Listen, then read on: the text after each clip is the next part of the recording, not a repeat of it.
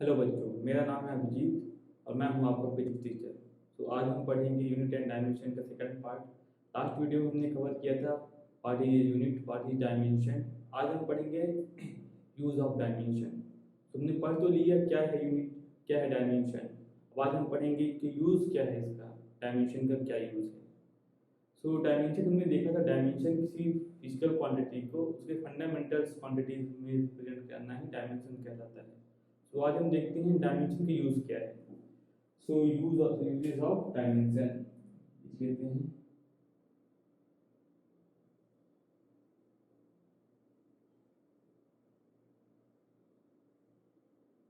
तो डायमेंशन का यूज क्या है।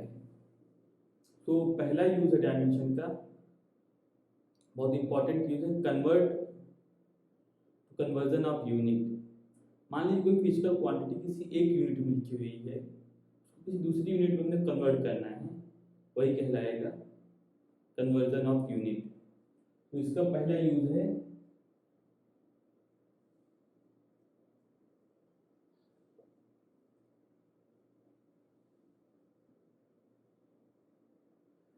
Conversion of unit. So dimension का पहला यूज है यूनिट कन्वर्ट करने में, इसको हम यूज करते हैं। बहुत ही अच्छा यूज है, बहुत यूजफुल है। जैसे मान लीजिए आपको पता है एसआई यूनिट में हम लेंथ को लिखते हैं मीटर से। तो 1 मीटर, इसको सीरियस में लिखेंगे तो सेंटीमीटर होगा। 1 मीटर होता है 100 सेंटीमीटर। अच्छा, हम मास को लिखते हैं एसआई यूनिट में केजी में या किलोग्राम में। तो मास को लिखते हैं 1 केजी, कितना होगा सीरियस में 1000 ग्राम। टाइम एक ऐसी चीज है जो वो दोनों में सेम रहेगी। एसआई यूनिट में भी टाइम को सेकंड से रिप्रेजेंट करते हैं और सीजीएस में भी टाइम को हम सेकंड से रिप्रेजेंट करते हैं।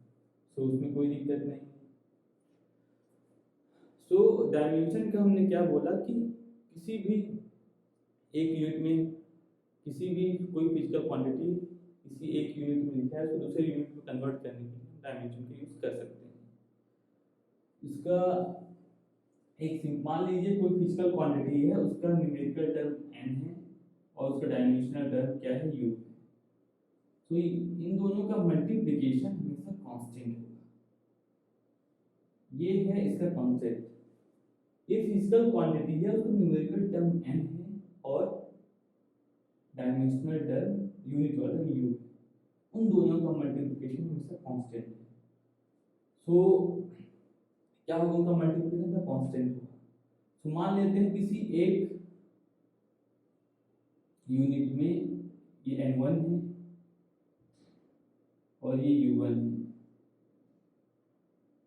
का मल्टीप्लिकेशन किसी एक सिस्टम में, और दूसरे सिस्टम में इसकी वैल्यू n2 है और उसका डायमेंशन और ये u2। तो ये क्या होगा, बराबर होगा। यही यही कन्वर्जन ऑफ यूनिट का मतलब है, जबकि जब डायमेंशन हम यूज करते हैं उसके द्वारा। आप तो वैसे थोड़ा समझने में मुश्किल है, पर हम इसको एग्जाम्पल समझेंगे तो ज़्यादा आसानी होगी। तो देख लेते हैं, कोई एग्जाम्पल ले लेते हैं। बहुत एक सिंपल एग्जाम्पल, मान लीजिए डेंसिटी दी हुई है। पानी की डेंसिटी कितनी होती है वो पता है, 1000 मीटर क्यूब। डेंसिटी का यूनिट क्या होती है, डेंसिटी होता है मास अपॉन वॉल्यूम। सो इसकी यूनिट क्या हो जाएगी, केजी पर मीटर। सो डेंसिटी दी हुई है एसआई यूनिट में, इसको हम कन्वर्ट करने के बोला है सीजीएस में कन्वर्ट करने के लिए। सो कैसे कन्वर्ट करेंगे हम, ये पानी की डेंसिटी दी हुई है और इसको बोल रहा है कन्वर्ट करने के लिए, एग्जांपल हो गया इसको, ये एसआई को सीजीएस में कन्वर्ट करना है। सो बहुत सिंपल सा है ये, थाउजेंड थाउजेंड में है, कोई दिक्कत नहीं। केजी की जगह में क्या आ जाएगा, हमने देखा एक 1 केजी कितना है 1000। सो केजी मतलब हमने 1 केजी लिखा है, इसका मतलब केजी। तो सिंपल सा आपको पता होगा। सो हम केजी को किससे रिप्लेस कर देंगे, ग्राम से। आपको पता है 1 kg 1000 ग्राम, तो जाएगा kg की जगह में 1 तो है यहाँ 1000 ग्राम अपॉन मीटर क्यूब, क्योंकि सीजीएस में कन्वर्ट कर रहे हैं तो केजी किलोग्राम ग्राम में कन्वर्ट होगा और मीटर सेंटीमीटर में कन्वर्ट होगा। सो मीटर क्यूब की जगह में क्या आ जाएगा 1 मीटर 100 सेंटीमीटर। ओके, इसको सॉल्व कर लेते हैं। तो ये 20 से 20 कट जाएगा, एक तो ये हो जाएगा 10 की पावर 3 था, एक और 10 की पावर 4 ग्राम ईच हमने एक चीज ध्यान दी यहाँ पे, वो भी ध्यान देने का बहुत जरूरी है। केजी किसमें चला गया 1000 ग्राम में, और मीटर की जगह क्या जाएगा 100 सेंटीमीटर। एक चीज में ध्यान नहीं दी, यहाँ पर क्यूब था, क्यूब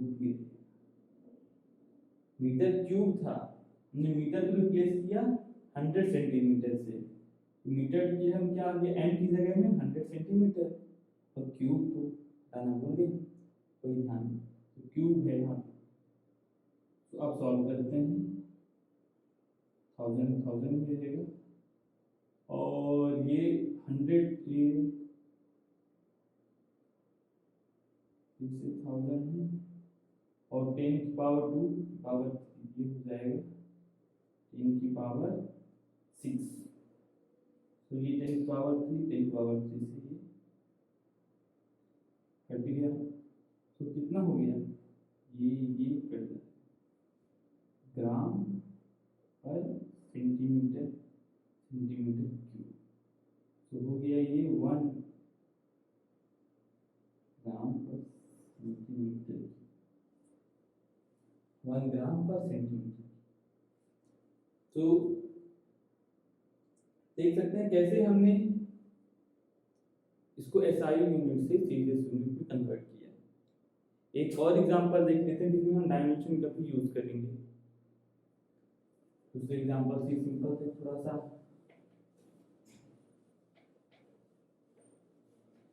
हम ग्रेविटेशनल चैप्टर में पढ़ते हैं कि दो मासेस के बीच में कितना फोर्स लगता है, वो होता है F = 2 g m1 m2 upon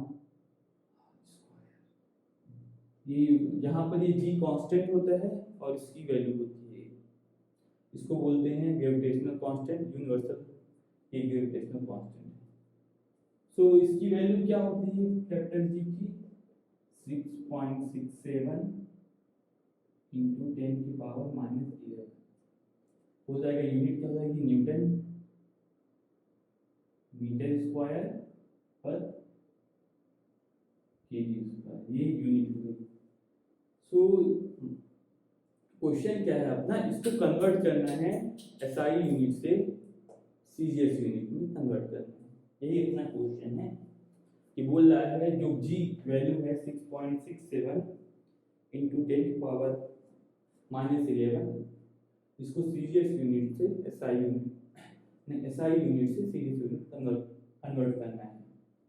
तो बहुत अच्छा है, इसको कन्वर्ट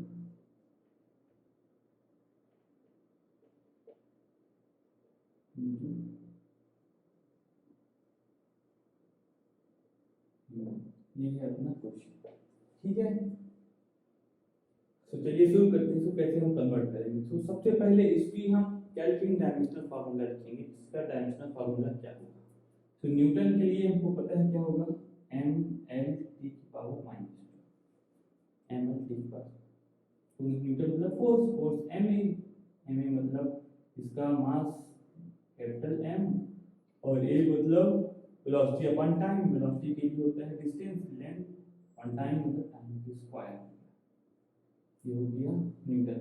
और मीटर स्क्वायर मतलब length L square upon KG मतलब मास M स्क्वायर।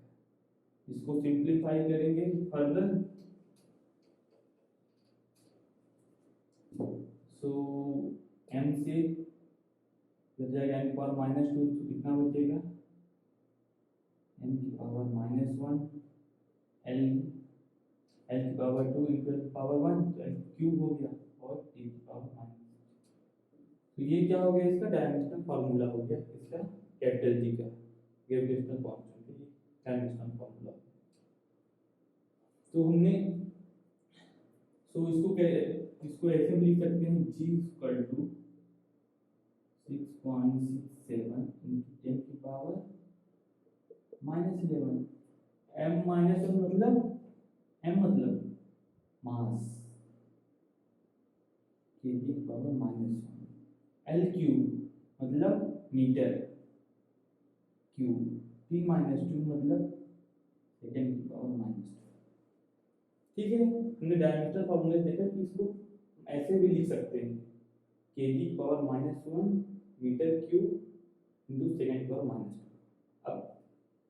अब हमसे पूछा गया है कि इसको एसआई यूनिट से सीजीएस में कन्वर्ट करना है। तो हमको पता है सीजीएस में केजी को हम ग्राम में कन्वर्ट करते हैं, मास ग्राम में लिखते हैं। तो आगे इसको लिखते हैं 6.67 इंटू 10 की पावर -11। सीजीएस में क्या होगा, ग्राम होगा। हमने यहाँ पे देखा था पहले ही 1 kg 2000 ग्राम, या फिर 10 की पावर 3, ये हो जाएगा 10 की पावर केजी की जगह क्या लिख देंगे 10 की पावर 3 ग्राम, 10 की पावर 3 ग्राम। ओके, होल की पावर -1, ये नहीं छोड़ना है। ओके, सेम वेट मीटर होता है 100 इंटू 10 पावर 2 सेंटीमीटर। तो मीटर दिया हो जाएगा 10 की पावर 2 सेंटीमीटर होल की power cube into second time, तो एसआई यूनिट में और सीजीएस दोनों में सेकेंड में होता है।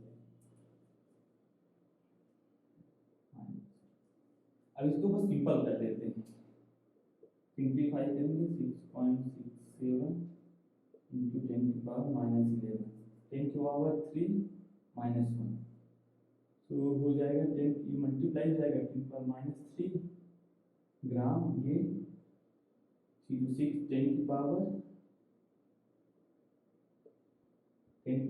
6 सेंटीमीटर क्यूब, इसमें भी आएगा क्यूब, 10 की पावर -2। सो 10 की पावर -3 और +6, 10 की पावर 3 हो जाएगा, और 10 की पावर 3 -11, 10 की पावर -8।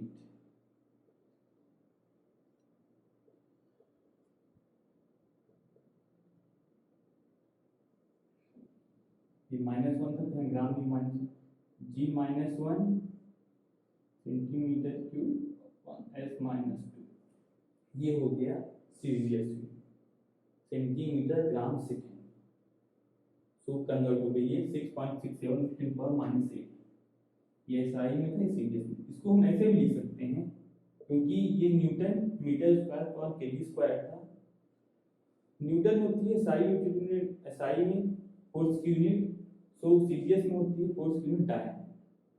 तो हम इसको लिख सकते हैं ऐसे भी 6.67 इंटू 10 की पावर -8 न्यूटन की जगह डायन, मीटर स्क्वायर की जगह सेंटीमीटर स्क्वायर, केजी की जगह ग्राम स्क्वायर, डायन सेंटीमीटर स्क्वायर और ग्राम स्क्वायर, ये हो गया सीरीज। तो हमने देखा कैसे हम किसी एक सिस्टम में कोई यूनिट लिखी उसको दूसरे सिस्टम में कैसे कन्वर्ट करते हैं डायमेंशन के यूज से। सिंपल, पहले उसका नाम डायमेंशनल फार्मूला लिखेंगे, पहले उसका डायमेंशनल फार्मूला लिखेंगे, उसके बाद उसकी यूनिट लिख लेंगे हम किस यूनिट में दिया हुआ है, और जिसमें कन्वर्ट करना है उससे उसको रिप्लेस कर देंगे। ये केजी था, केजी को वो सीजीएस में ग्राम में करना था, तो हमने केजी को ग्राम से रिप्लेस कर दिया, 1 kg इक्वल टू 1000 ग्राम।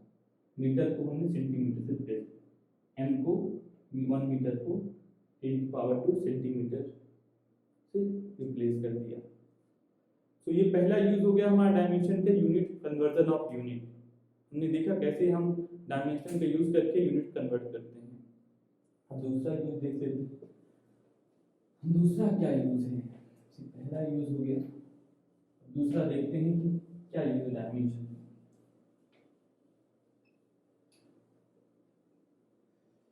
मान लेते हैं कोई एक क्वेश्चन दिया हुआ है, बहुत बड़ा क्वेश्चन है, उसमें लास्ट में बोलता है examiner, find the final velocity of particle after 10 second. So question में एग्जामिनर बोलता है find the final velocity of particle after 10 second.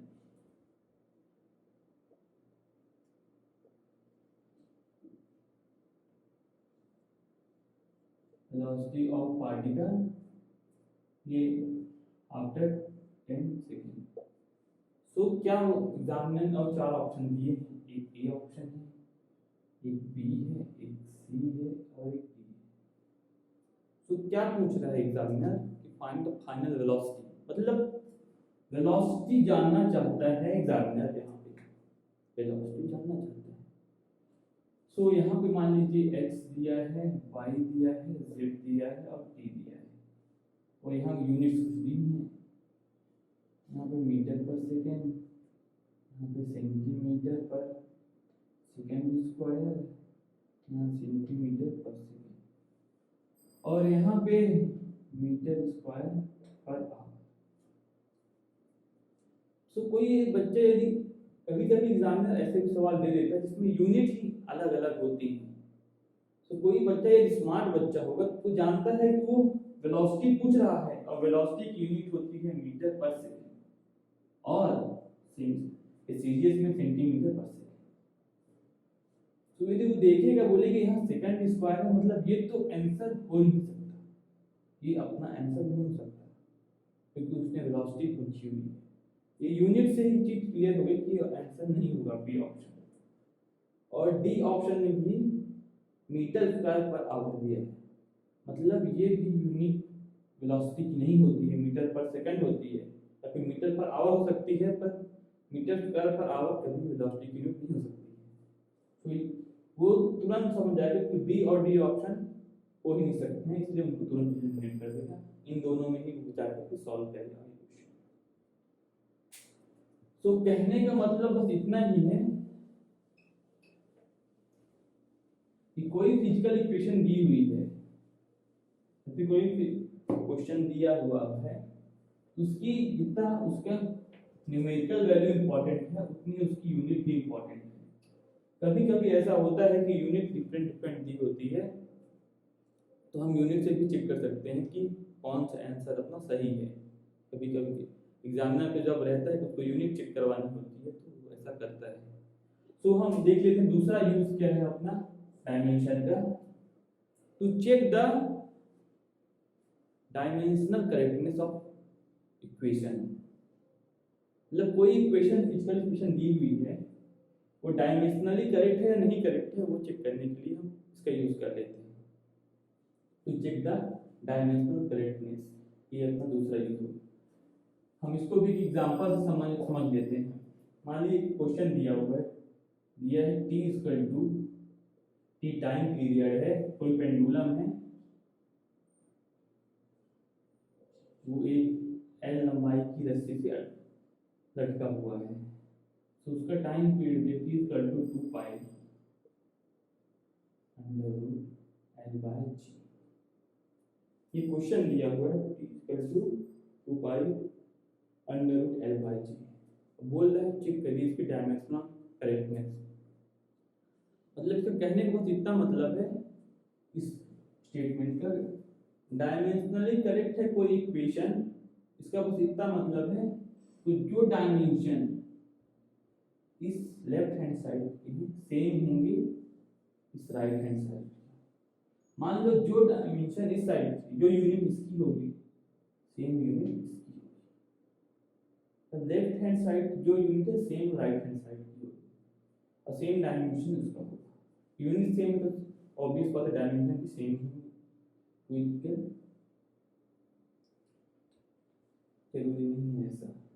जब वहाँ पे रेडियन और या स्टी रेडियन आएंगे तो फिर यूनिट अलग होगी, डायमेंशन अलग होगी। तो मोस्टली यदि इसके तो डायमेंशनल कोई इक्वेशन डायमेंशनली करेक्ट है, बस उसका मतलब इतना है कि हर एक टर्म का डायमेंशन लेफ्ट साइड है या राइट साइड है उनका बराबर सेम होना चाहिए। तो चलिए चेक करते हैं कि ये इक्वेशन जो हमारी दी हुई है ये डायमेंशनली करेक्ट है या नहीं। सो टी टाइम क्या है, टाइम पीरियड टाइम, इसकी यूनिट एसआई सेकेंड होगी, और इसका वो टाइम का फॉर्मूला क्या होगा चलिए देखते हैं। तो टाइम का कैपिटल किसे दिखाते हैं, so left hand side dimensional formula कितना आ गया, कैपिटल टाइम। अब चलिए राइट हैंड साइड का चेक करते हैं। 2 पाई कांस्टेंट टर्म है, इसकी कोई डायमेंशनल नहीं होता है, सो इसका कुछ नहीं होगा। अंडर रूट एल, एल मतलब लेंथ, लेंथ की डायमेंशनल फॉर्मूला क्या होगा, एल मतलब लेंथ कैपिटल है। तो जी, जी मतलब क्या है, ये है gravitational, G 9.8, acceleration due to gravity, यही है जी स्मॉल जी, इसकी वैल्यू 9.8 क्या आपको पता है। तो इसका डायमेंशनल फॉर्मूला क्या होगा, ये क्या कहलाता है, ग्रेविटेशनल एक्सेलरेशन, ठीक है, ग्रेविटेशनल कांस्टेंट। तो इसका डायमेंशनल फॉर्मूला सेम होता है जो इसका होता है, एक्सेलरेशन का होता है, एक्सेलरेशन होता है हमको पता है मीटर पर second square, so L T की पावर -2। तो जी का वही होता है जो ए का होता है एक्सेलरेशन का, तो ये हो जाएगा एल टी की पावर -2, ये हो गया एल टी की पावर -2। अब इसको सिंपलीफाई कर लेते हैं, एल से एल कट गया, टी की पावर -2 है, ऊपर जाएगा टी की पावर 2 हो जाएगा, तो अंडर रूट टी की पावर 2, अंडर रूट हो जाएगा टी बच जाएगा। सो लेफ्ट हैंड साइड में जो डायमेंशनल है सेम राइट हैंड साइड, सो इससे हम कह सकते हैं कि इक्वेशन क्या है, डायमेंशनली करेक्ट, क्योंकि इधर भी यूनिट क्या आ रही है, टाइम है, इधर भी यूनिट क्या आ रही है, टाइम है। सो ये इक्वेशन जो है अपनी, जो ये फिजिकल इक्वेशन दी हुई है वो डायमेंशनली करेक्ट है। सो ये सेकंड यूज हो गया अपना डायमेंशन का। इसका और एग्जांपल देख लेते हैं। बहुत बार इक्वेशन के फॉर्म में फिजिकल इक्वेशन के फॉर्म में दिया रहता है, एक एग्जांपल देख लेते हैं हम।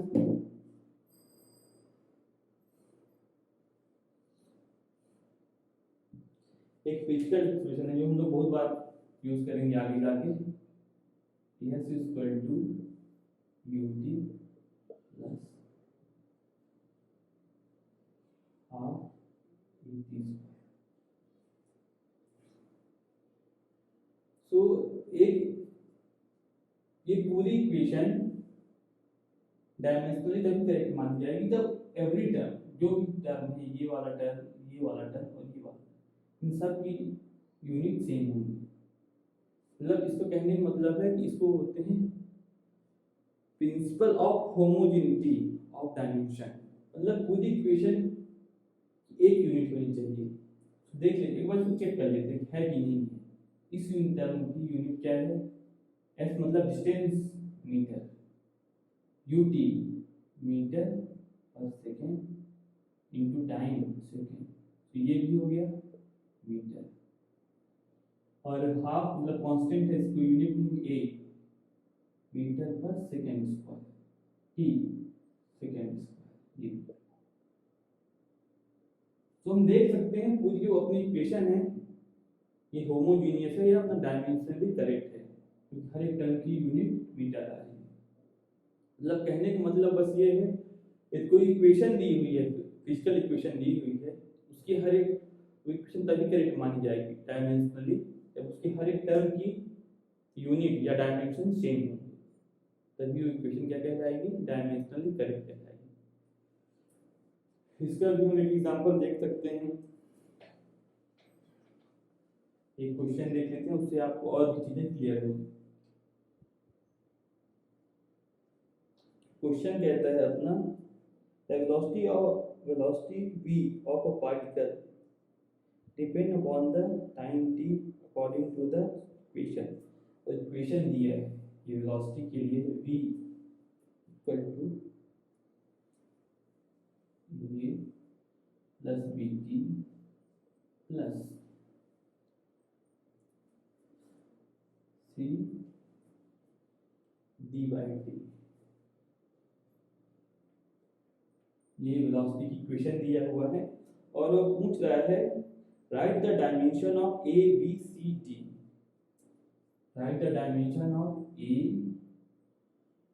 बी सी एंड डी की डायमेंशन पूछ रहा है, ए बी सी डी। ठीक है, निकालते हैं, कोई दिक्कत नहीं। ये वाला टर्म वेलोसिटी है, ये टाइम है, टी टाइम है। सो हमने पहले देखा कि कोई भी फिजिकल इक्वेशन दी हुई है तो डायमेंशनली तभी करेक्ट मानी जाएगी जब उसके सभी टर्म की डायमेंशन सेम होगा। ठीक है, तो देखते हैं, पहले ए का निकाल लेते हैं। सो ये पहला टर्म है, इसकी डायमेंशन कितना वेलोसिटी है, मीटर पर सेकंड, मीटर पर सेकंड मतलब एल टी की पावर -2 डायमेंशन। सो ये इक्वेशन तभी करेक्ट हुई जब इस टर्म का सारे टर्म का डायमेंशन सेम होगा। सो ए की भी डायमेंशन क्या हो जाएगा, ये वेलोसिटी है सेम इसका एल टी की पावर -2। ओके, जो इस टर्म की डायमेंशन है वो सेम इस टर्म का भी होगा, इस टर्म का भी, इस टर्म, इस पूरे टर्म का, इस पूरे टर्म का भी सेम होगा। सो ए की डायमेंशन आ गए, क्योंकि इसका इसका सेम होना चाहिए तभी इक्वेशन डायमेंशनली करेक्ट मानी जाएगी। सो ए की आ गए। अब बी का निकालते हैं, बी के लिए। सो ए की एल माइनस, ये है एल टी -2, तो एल टी -1 वेलोसिटी के लिए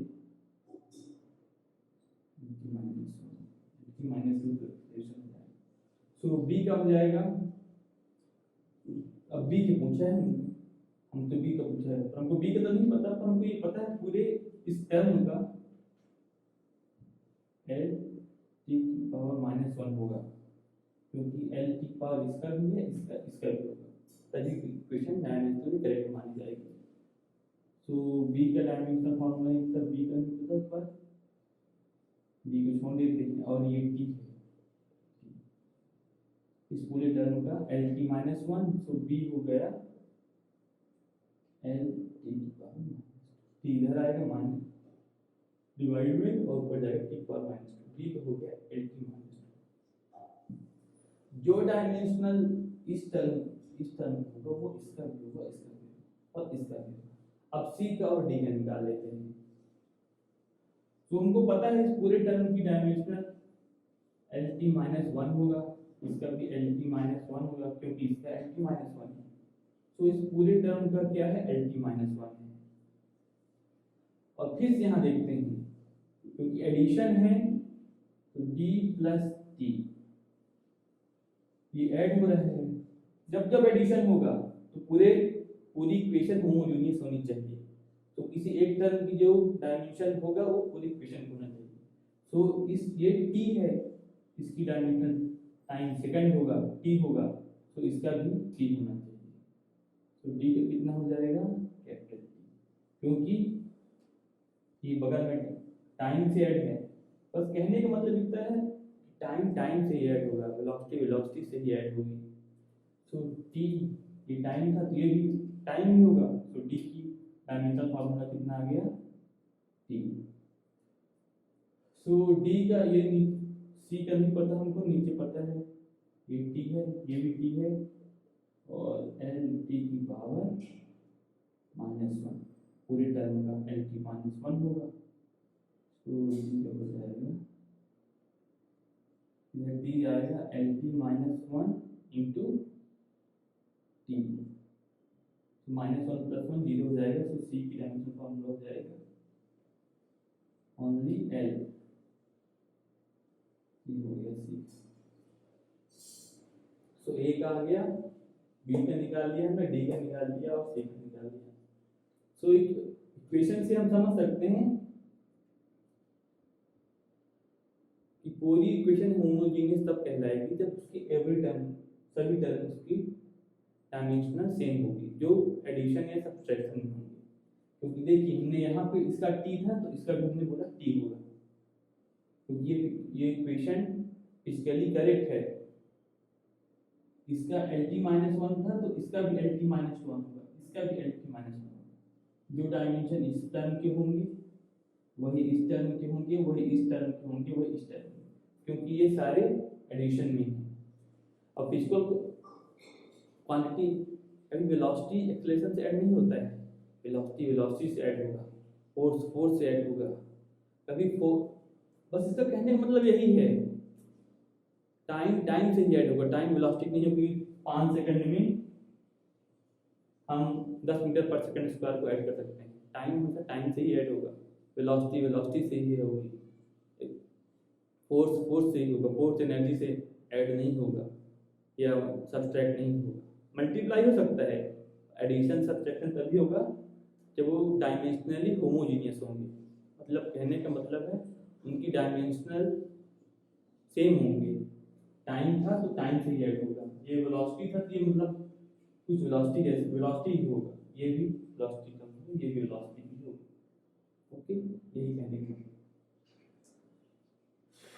तो हमने देख ली ये अपना दूसरा यूज था इसका डायमेंशन का, इससे भी कभी कभी 1-2 नंबर क्वेश्चन बनते हैं।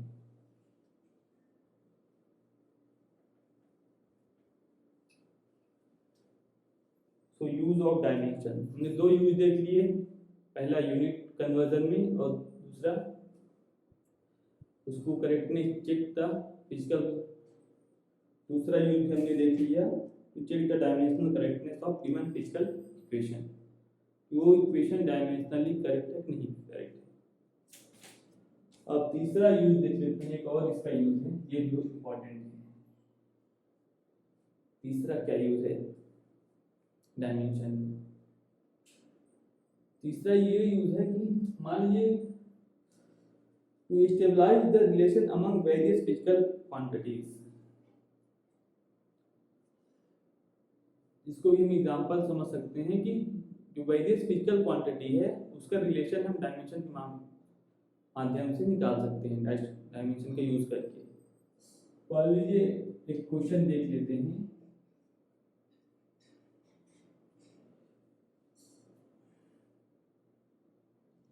दिया हुआ है फ्रीक्वेंसी है, frequency F, frequency F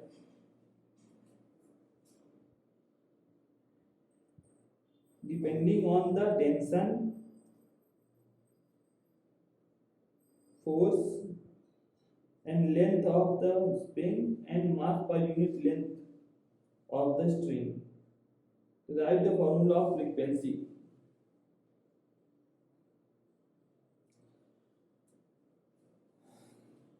frequency का फार्मूला हमको निकालने के लिए बोला गया है, बोला गया है कि वो किस पे डिपेंड करता है, tension, tension of the, tension जो वायर है वायर की टेंशन पे, एक वायर है उसकी टेंशन पे, टेंशन मतलब फोर्स, टेंशन पे डिपेंड करता है और उसकी लेंथ पे डिपेंड करता है और मास पे, मास पर यूनिट लेंथ म्यू, म्यू दिया मास पर यूनिट लेंथ, इस पे डिपेंड करता है। सो पूछा गया है इसमें derive the formula of frequency, frequency का फार्मूला पूछा गया है। तो हमको नहीं पता है कि ये बस बोला गया है कि इन चीज़ों पर डिपेंड करता है, तो कैसे डिपेंड करता है ये हमको पता नहीं। तो कैसे डिपेंड करता है ये हमको पता नहीं के लिए निकालते हैं इसको, मान लेते हैं कि ये तो नहीं पता कि प्रोपोर्शनल है, इनवर्सली प्रोपोर्शनल है, कितनी पावर है, पर डिपेंड करता है दिया गया है। So f is proportional to f की पावर a, l की पावर नहीं पता तो हम a भी मान लेते हैं b और म्यू की पावर c, क्योंकि हमको इतना पता था डिपेंड करता है, पर कैसे डिपेंड करता है ये नहीं पता था। सो मान लिया f is proportional to, so proportionality हटेगी, कांस्टेंट आएगा, एक c आ गया, c तो पहले है तो हम k यूज कर लेते हैं, कांस्टेंट k, तो f की पावर a, l की पावर b, म्यू की पावर c। अब इन सब का हम डायमेंशनल फार्मूला लिख लेते हैं, फ्रीक्वेंसी है मतलब इनवर्स ऑफ टाइम, t की पावर -1 का डायमेंशनल फार्मूला होगा, मास नहीं है m0 लेते हैं l0, फिर फ्रीक्वेंसी का डायमेंशनल फार्मूला के कांस्टेंट है, ऐसे कोई डायमेंशनल फार्मूला नहीं होगा। F force M L T की पावर माइनस टू, फोर्स का फॉर्म ये होता है, और एक लेंथ एल की पावर बी, और म्यू क्या हुआ था, मास पर यूनिट लेंथ, म्यू दिया हुआ था, देख लेते हैं, मास पर यूनिट लेंथ मतलब मास पर यूनिट केजी पर मीटर, मास पर यूनिट लेंथ, तो M L minus one whole power C. अब एम एम एक साथ कर लेते हैं, एल एल एक साथ और टी टी एक साथ। सो एम की पावर ए यहाँ है और एम की पावर सी यहाँ है, सो जाएगा एम की पावर ए प्लस सी, एल की पावर ए यहाँ पर है, एल की पावर बी, सो एल की पावर ए प्लस बी इंटू एल की पावर माइनस सी, ये हो गया। और टी यहाँ पे नहीं है, यहाँ बस एक, तो टी की पावर माइनस टू ए, और इस साइड क्या था, लेफ्ट साइड में M zero L zero T की पावर माइनस। अब इनको इक्वेट कर देते हैं, एम को एम से, एल को एल से और टी को टी से, तो हो जाएगा एक, तो इसको इससे, so A plus C equal to zero, A plus B minus C,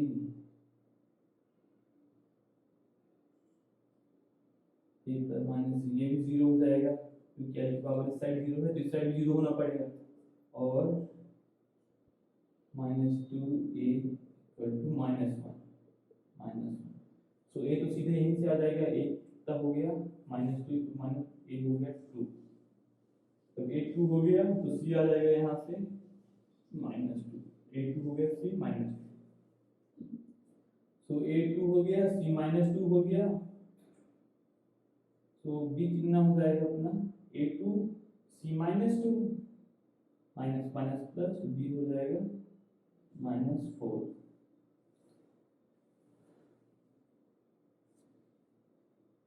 A two हो गया तो C minus two, minus minus plus, two two four, तो बी हो जाएगा माइनस फोर।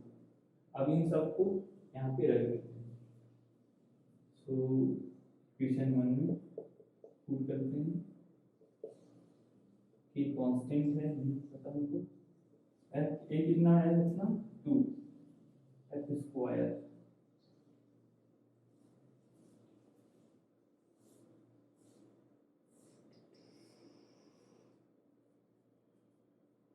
कुछ गलत हो जाता है, तो ये सब वैल्यूज जब हम इक्वेट करेंगे तो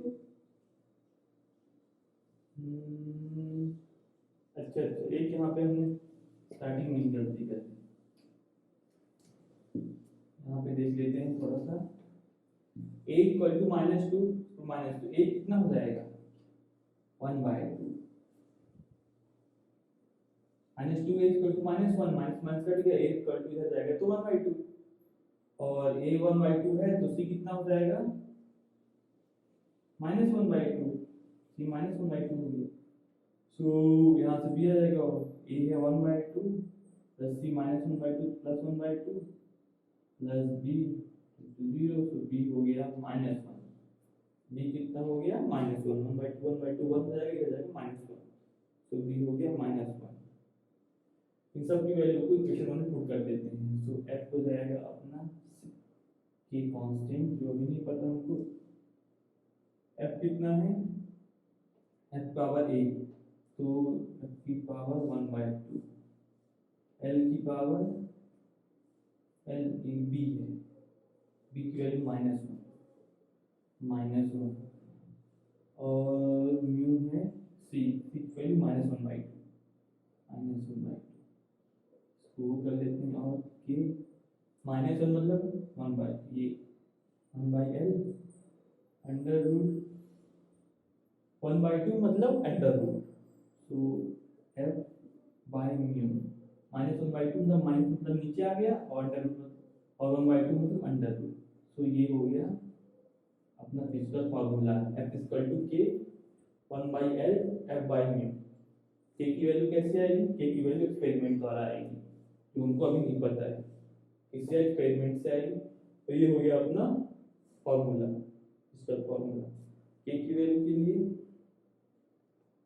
एक्सपेरिमेंटली आती है, तो यहाँ पे दी हुई है कि कितना है 1/2। सो इस ये टर्म जितना है ये हम डायमेंशन के यूज से निकाल सकते हैं, 1/L F/μ। ये हमने कैसे निकाल लिया? यूज ऑफ डायमेंशन, डायमेंशन का यूज करके निकाला। जो कांस्टेंट टर्म था वो हम नहीं निकाल सकते हैं।